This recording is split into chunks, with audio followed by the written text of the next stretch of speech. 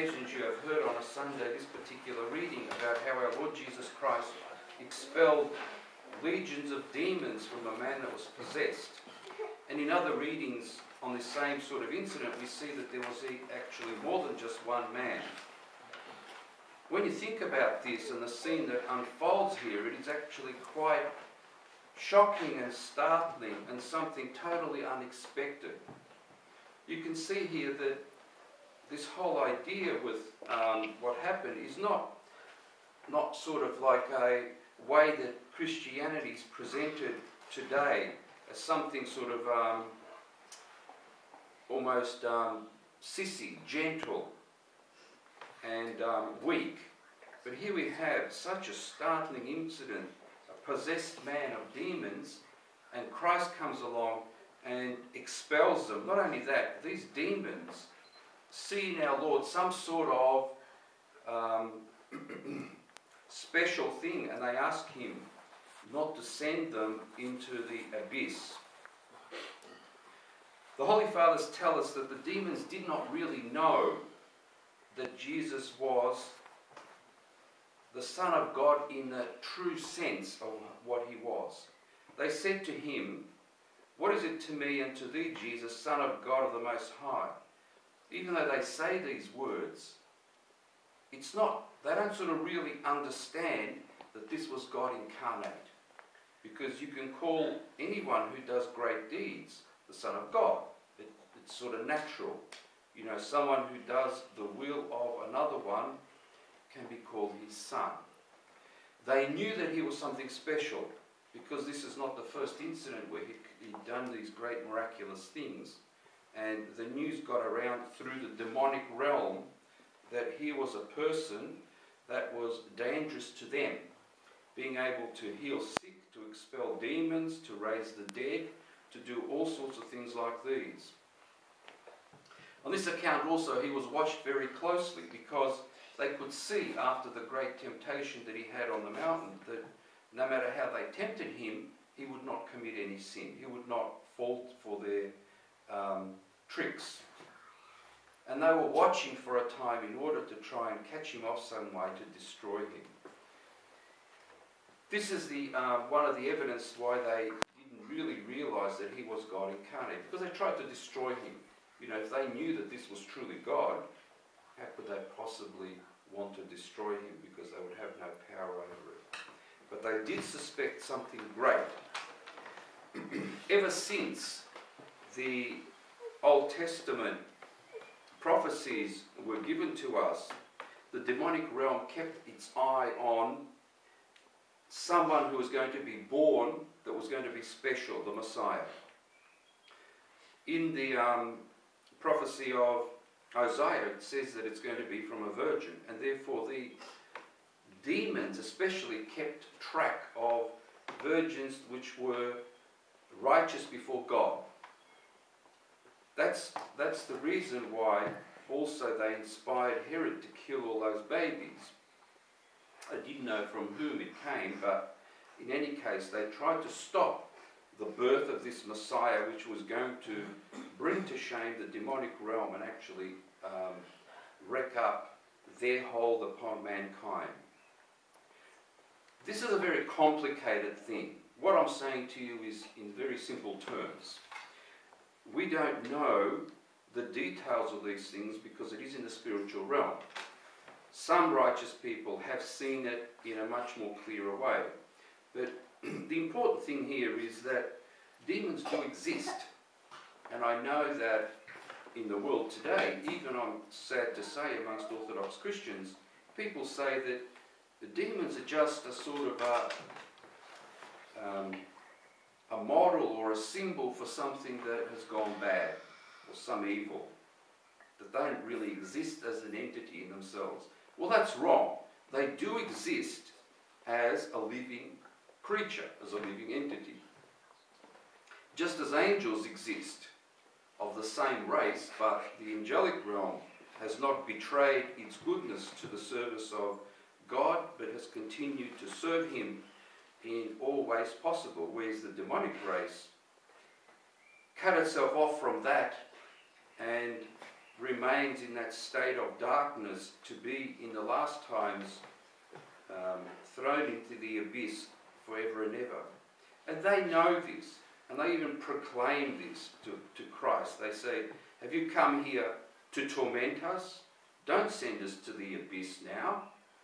Look, put us into those pigs there, the swine that are there. Of course, our Lord Jesus Christ could have done anything with them, but in order to demonstrate the power that they do have, he allowed them. Demons bringing no life to anything can't even allow the pigs to live, but straight away possess them and force them into the lake to be drowned. Just as they were hoping to kill these men whom they possessed. You know, this was a very shocking thing. These people were bound with chains and fetters, and yet they were able to break them. It's not the power that the man has himself, but the power that the demons working in him have. They, of course, can't kill him whilst God's grace allows man to live and overcome those sorts of things. We as Orthodox Christians have to be careful not to, in our lives, blame all our unrighteousness upon them. Sure, they exist, sure they tempt us, but most of the time our own fallen nature is the thing that gets us into trouble in many, many ways. This is not the first incident of demonic realm in the New Testament. There are many others. And again, I repeat, why? Why does the world, so-called Christian world, not recognise that this is a truth, that there is these sorts of Christians around, so these sorts of creatures around, and that they are able to cause such damage throughout the world? We, in today's world, as you well know, and I've often said to you, are facing what seems to be the end times. The torment of nature itself.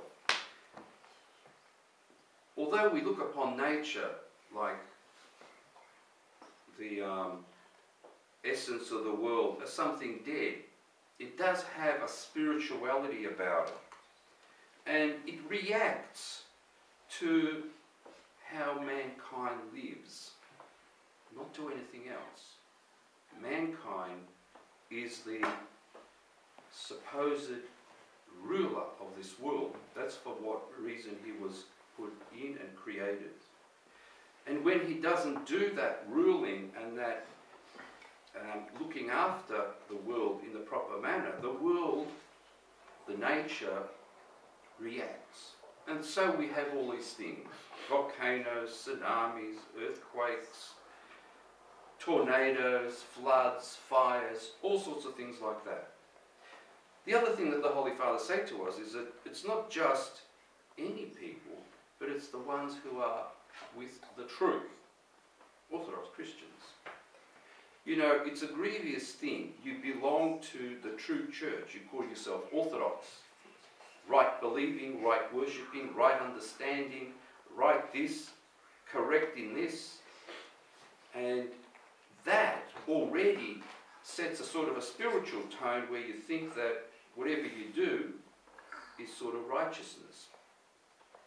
But that's not the case. We will not be judged according to which group we belong to, but as individuals about what we do with our lives. That's what our judgment is going to be about. And just because you belong to the Orthodox Church, which gives you the fullness of knowledge and understanding to come into the kingdom of heaven, you still have to be doing something as an individual to fix yourself up. The church is not an organisation, and anything that is an organisation is going to be put to an end. And even the organised part of the church that we have will be put to an end. In the perfect world, we don't need to have a church organisation. Whenever liturgy is given, the angels come and the believers come and it's served and we partake of that. We don't need an organisation to do that. Today there is a lot of reliance upon the church organisation, and you can see that whenever that occurs, There's always problems because organisation is not part of the heavenly realm. Again, in the perfect world, people who are striving for holiness don't need those sorts of things in their life in order to make progress. Grievous things all around us. We are fighting with these demons, we are fighting with the sinners of the world, we are fighting against everything that stands for true Christianity now, trying to undermine us and destroy us. The demons know this. They know now who truly was Christ, that he is the incarnate God. And therefore their fight against this is even more bitter because they can sense their own end coming sooner or later, that they will be thrown into the abyss forever and will have no reign upon the new heaven and the new earth which will be established after the great judgment.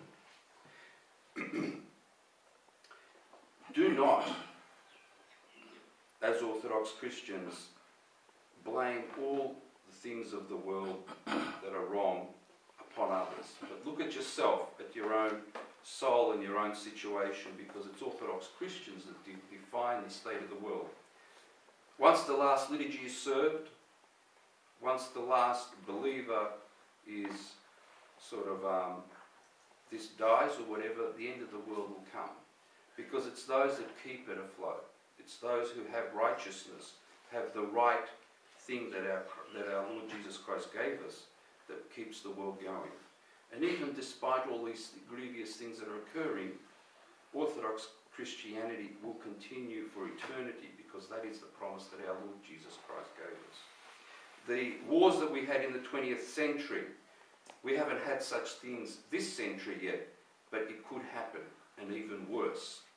And again, all those sorts of things test and show us which way is the way of truth. Because sometimes people are so set in their material way that they totally forget that there is a life after death and that they need to be doing something about that. That's what I see around the world today. People have forgotten that. They live as if there's no tomorrow. They live purely for the pleasures of the flesh, material pleasures and all those sorts of things.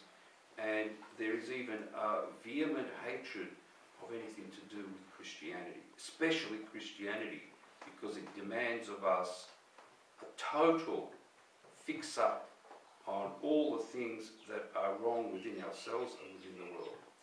May we be strengthened in these sorts of things, because we are promised that when things get really tough, we will also get help from God and from his holy saints, especially from his mother.